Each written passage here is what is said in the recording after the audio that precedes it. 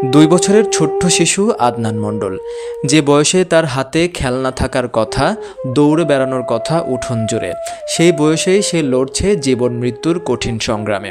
জন্মগত হৃদরোগে আক্রান্ত আদনানের হৃৎপিণ্ডে রয়েছে ছিদ্র।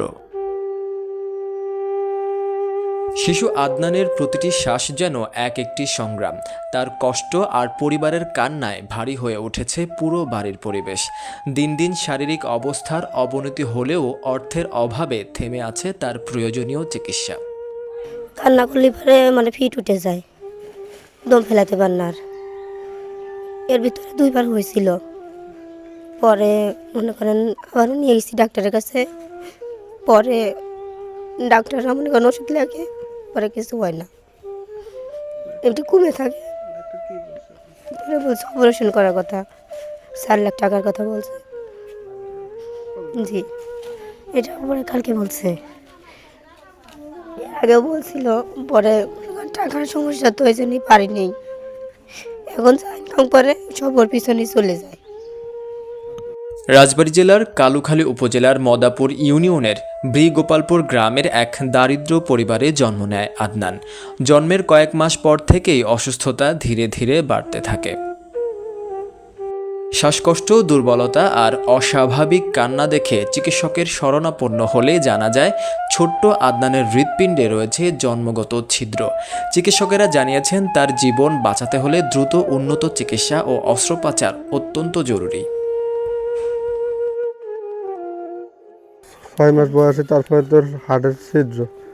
রাজবাড়িতে ডাক্তার দেখাইছি, পরে উনি বলছে পরীক্ষা ছাড়া কিছু বলা যাবে না। পরে ফরিদপুর নিয়ে গেছি, ফরিদপুরে পরীক্ষা করার পরে কয় ওরা হার্ট ছিদ্র, অপারেশন করা লাগবে।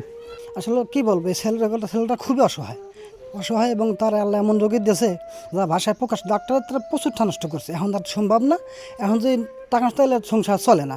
সেজন্য আপনারা দয়া করে একটু এর দিকে একটু সহযোগিতা বাড়াবেন।